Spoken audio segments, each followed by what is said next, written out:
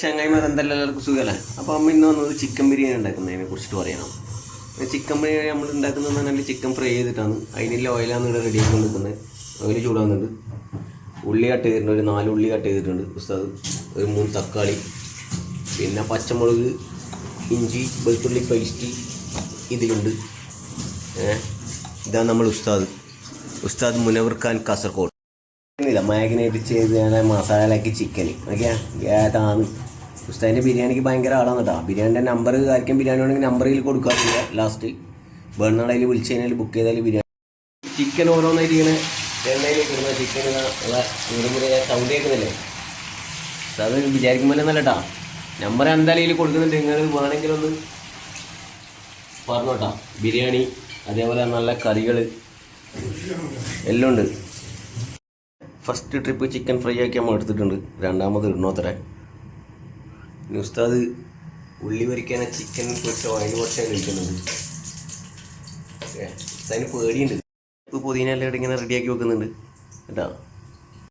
ഇടുന്നുണ്ട് ഉള്ളി ഫ്രൈ ചെയ്യാൻ വേണ്ടി. നമ്മളെ ചിക്കൻ പൊരിച്ച എണ്ണയിലാണ് നമ്മൾ ഫ്രൈ ചെയ്യുന്നത്. അപ്പോൾ കുറച്ചും കൂടി ടേസ്റ്റ് വരും.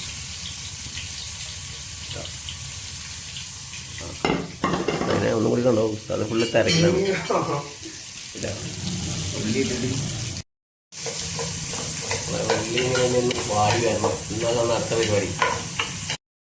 ചിക്കൻ നമ്മൾ ഫ്രൈ ആക്കുമ്പോൾ എണ്ണയിലേക്ക് ഇടുന്നില്ല. സൗണ്ടും ഒക്കെ എന്താ സൗണ്ടായി എണ്ണയിൽ ചിക്കൻ പോകുന്നു. മണം ഇപ്പം തന്നെ വരാൻ തുടങ്ങി ചിക്കൻ്റെ. അതിൻ്റെ മസാല മണം. നമ്പർ എന്തായാലും ഞാൻ അതിൽ കൊടുക്കട്ടെ. ലാസ്റ്റ് നിങ്ങൾ എന്തായാലും വിളിച്ച് ബുക്ക് ചെയ്തോ. നിങ്ങൾ കഴിച്ചു നോക്ക്. ബർദുബൈയിലാണ്. ബർദുബൈ സൂക്കിൻ്റെ ഉള്ളിൽ ഓക്കെ.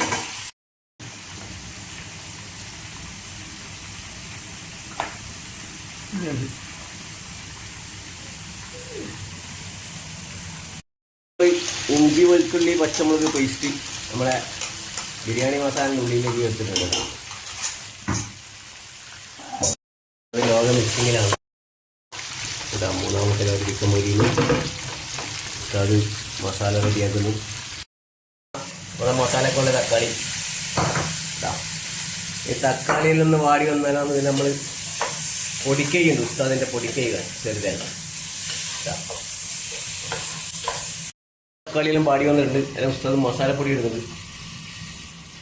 ആദ്യം കുറച്ച് കാശ്മീരി ചില്ലി, പിന്നെ നമ്മൾ സ്പൈസസ് എന്ന് പറഞ്ഞാൽ നമ്മൾ കുറച്ച് ഉപയോഗിക്കുന്നു. കണ്ടമാനൊന്നും ഉപയോഗിക്കുന്നില്ല. കുറച്ച് ടർമറിക് പൗഡർ, മഞ്ഞൾ പൗഡർ,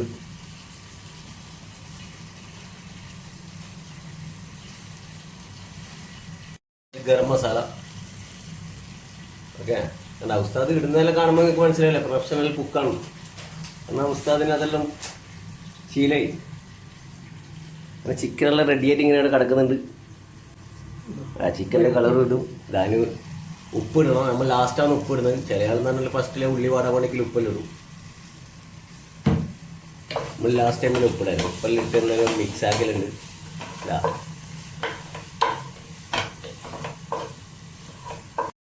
പിന്നെ മല്ലിപ്പൊടിന നമ്മളെ കട്ടിമ്പോടന്ന് പ്രത്യേക കട്ടിമ്പോടാണ് കണ്ട. കാരണം അങ്ങനെ മറ്റുള്ള കട്ടിമ്പോട് മാതിരി കച്ചറ ആവില്ല. മരത്തിൻ്റെ എല്ലാം ഒക്കെ ആകുമ്പോൾ കുറേ കഴിയുമ്പോൾ കച്ചറയല്ലോ ഒന്നുമില്ല. പിന്നെ മല്ലിപ്പൊടിന ഒരു സ്ഥലം നിങ്ങൾ ഒരിക്കലെങ്കിലും നിങ്ങൾ ഈ ബിരിയാണി കഴിച്ചു നോക്കണം കേട്ടോ. നമ്മളേതായാലും ഞാൻ വെക്കും ലാസ്റ്റ്. ചിക്കൻ ഇടണം. ഇനി ചിക്കൻ കുറച്ചൊന്ന് മസാലയിലൊന്ന് കറന്നിട്ടൊന്ന് കുറച്ച് പോകുകയാണ്. എന്നാലേ ആ മസാലയുടെ ഇതെല്ലാം പിടിക്കും. ഇനി ഉസ്താദ് ഒരു മിക്സാക്കലുണ്ട്.